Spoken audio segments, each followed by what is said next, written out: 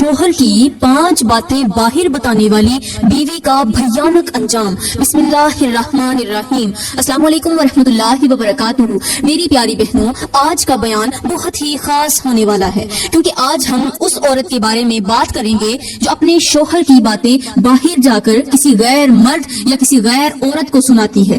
وہ باتیں جو شوہر اور بیوی کے درمیان امانت ہوتی ہیں، جب بیوی شوہر کی وہی باتیں دوسروں تک پہنچاتی ہے تو رشتوں میں کس طرح زہر گھل جاتا ہے، پھر کس طرح قیامت ٹوٹتی ہے۔ آج میں ایک ایسی عورت کا واقعہ سناؤں گی جو اپنے شوہر کی باتوں کو باہر لے جا کر اپنی دوستوں کو غیبت کے طور پر سناتی تھی، پھر اس کی بیوی کے ساتھ، اس عورت کے ساتھ جو باہر اپنی باتیں سناتی تھی، اپنے شوہر کے راز باہر والی لڑکیوں کو بتاتی تھی، اس عورت کے ساتھ کیا ہوا؟ جس نے بھی سنا توبہ توبہ کرنے لگا۔ میری اسلامی بہنوں، آج کا واقعہ کوئی عام واقعہ نہیں، بلکہ یہ ایک ایسا واقعہ ہے کہ جس نے بھی سنا توبہ توبہ کرنے لگا۔ اس واقعہ نے ایک نہیں بلکہ ہزاروں غیبت کرنے والی عورتوں کی زندگی بدل ڈالی ہے۔ میں چاہتی ہوں کہ آپ بھی ایک بار یہ واقعہ ضرور سنیں۔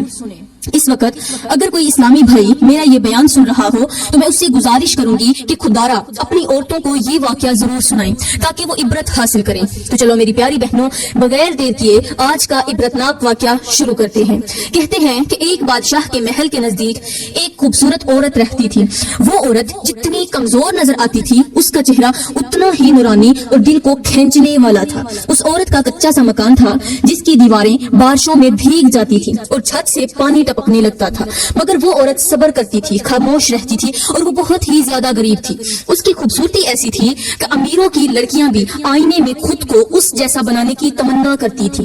جو بھی اسے دیکھتا بس دیکھتا ہی رہ جاتا، جیسے وقت رک جاتا ہو۔ آہستہ آہستہ اس کے حسن کے چرچے پورے شہر میں گونجنے لگے۔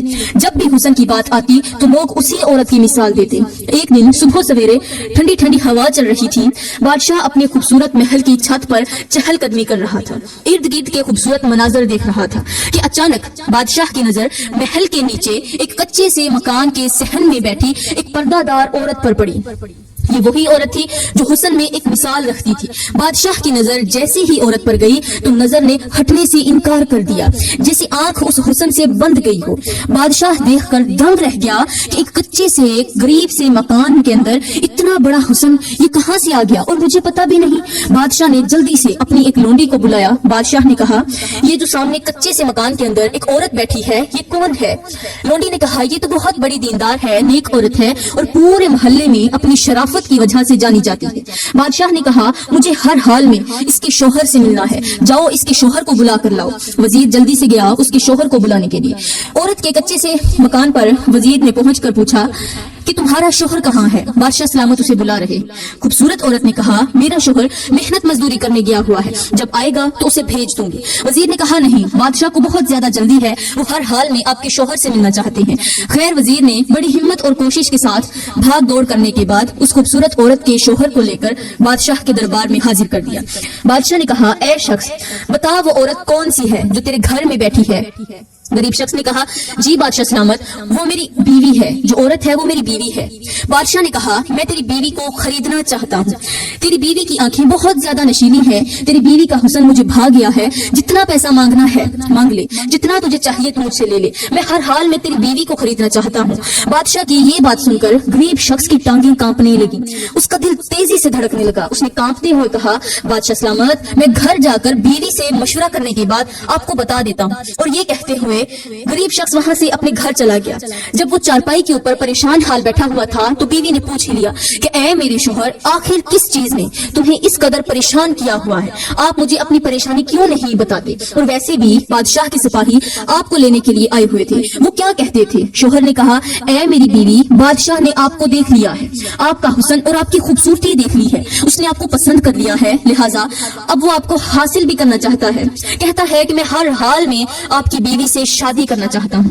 یہ سننا ہی تھا کہ بیوی چونک گئی، کہنے لگی، اگر یہی صورتحال ہے تو ہمیں جلد از جلد اس گھر سے نکلنا چاہیے، بغیر دیر کیے یہاں سے نکل جائیں۔ میری اسلامی بہنوں، پھر کچھ یوں ہوا کہ رات کے دوسرے پہر دونوں نے چھوٹے سے مکان کے اندر سے کھانے پینے کا کچھ ساز و سامان اٹھایا اور گھوڑے کے اوپر سوار ہو کر گھر سے باہر نکل گئے۔ رات کے دوسرے پہر بھاگتے رہے اور پھر بھاگتے بھاگتے ان کا ایک قبرستان کے قریب سے گزر ہوا۔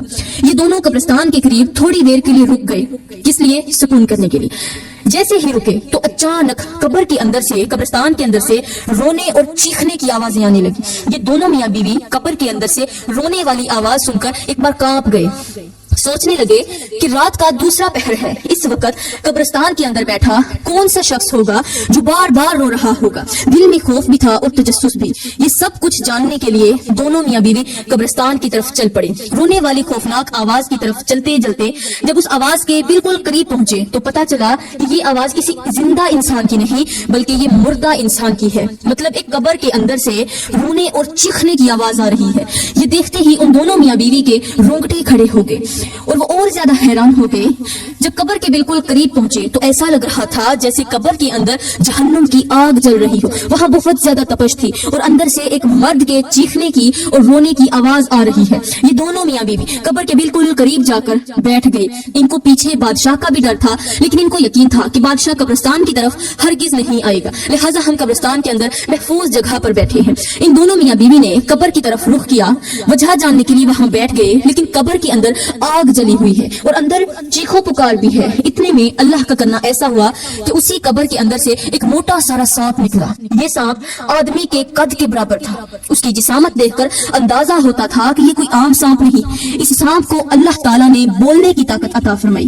سانپ نے قبر سے باہر نکل کر انسانی زبان میں کہا، اے اللہ کے نیک بندو، بتاؤ تم کیا جاننا چاہتے ہو؟ اس نیک عورت نے کہا کہ ہمیں یہ پتا کرنا ہے کہ اس مرنے والے شخص کو اس قدر دردناک عذاب کیوں دیا جا رہا ہے۔ اس سانپ نے کہا کہ یہ وہ شخص ہے جو دنیا میں 5 بہت بڑے گناہ کیا کرتا تھا۔ خوبصورت عورت نے کہا کہ جلدی بتائیے وہ کون سے 5 گناہ ہیں جن گناہوں نے اس کی قبر کو جہنم کے گڑھوں میں سے گڑھا بنا دیا۔ سانپ نے کہا اس کا پہلا گناہ یہ تھا کہ یہ مال کے ہونے کے باوجود بھی صدقہ اور زکوٰۃ نہیں دیا کرتا تھا، غریبوں کی مدد نہیں کیا کرتا تھا۔ اس نے دنیا میں بہت سارا مال چھوڑا، بہت سارا پیسہ چھوڑا، وہ مال وہ پیسہ آج اس کی اولاد استعمال کر رہی ہے، مگر یہ قبر کے اندر اس کا حساب دے رہا ہے۔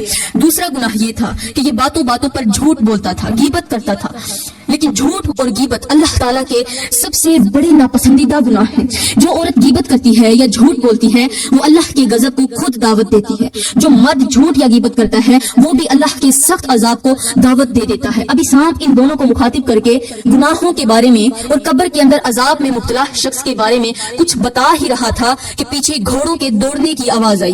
یہ گھوڑے اسی بادشاہ کے تھے اور بادشاہ اس خوبصورت عورت کے پیچھے اندھا ہو کر اس کی تلاش کے لیے نکل پڑا تھا۔ بادشاہ نے جیسے ہی قبرستان کے اندر روشنی دیکھی تو بادشاہ بھی قبرستان کے اندر داخل ہو گیا۔ یہ دونوں میاں بیوی کانپ گئے اور کہنے لگے، اے سانپ، تجھے بھی اللہ نے پیدا کیا، ہمیں بھی اللہ نے پیدا کیا، آج اگر تو ہماری مدد کرے گا تو اللہ تجھے جزا دے گا۔ یہ ظالم بادشاہ ہے، یہ ہم دونوں کے گھر کو اجاڑنا چاہتا ہے، ہم دونوں میاں بیوی کو جدا کرنا چاہتا ہے، لہٰذا تو ہمیں اس ظالم بادشاہ کے ہاتھوں سے بچا لے، اس ظالم بادشاہ سے ہماری جان چھڑا دے، یا پھر ہمیں مار دے یا پھر بادشاہ کو مار دے۔ سانپ نے تھوڑی دیر کے لیے آسمان کی طرف دیکھا، پھر دونوں کو مخاطب کرتے ہوئے کہا، تم گھبراؤ نہیں اور یہاں سے بھاگنے کی کوشش مت کرو، یہیں بیٹھے رہو، ظالم بادشاہ کو یہاں تک آنے دو، پھر جو ہوگا وہ تم دیکھ لینا۔ یہ کہتے ہوئے سانپ ایک بار پھر سے قبر کے اندر داخل ہو گیا اور ایک بار پھر سے اس مرے ہوئے آدمی کی چیخیں نکلنی شروع ہو گئی۔ قبر کے اندر سے آگ کے شعلے بھڑک رہے تھے اور یہ چیخیں بلند ہوتی جا رہی تھی۔ یہ بادشاہ اور اس کے سپاہی قبرستان کے اندر خوبصورت عورت کی طرف بھاگنے لگے، لیکن وہ دونوں میاں بیوی خاموش ہو کر بیٹھے رہے کہ اب جو ہوگا وہ دیکھا جائے گا۔ بادشاہ سانسیں نکالتا ہوا، تھکا ہارا، بھاگتا دوڑتا آخر کار قبرستان کی اسی قبر پر جا پہنچا جہاں پر یہ دونوں میاں بیوی بیٹھے ہوئے تھے اور قبر کے اندر سے دردناک والی آواز آ رہی تھی۔ بادشاہ نے جیسے ہی قبر کے اندر سے دردناک آواز سنی، قبر کے اندر سے چیخنے کی اور آگ کے شعلوں کی آواز سنی تو بادشاہ کے قدم وہیں پر رک گئے۔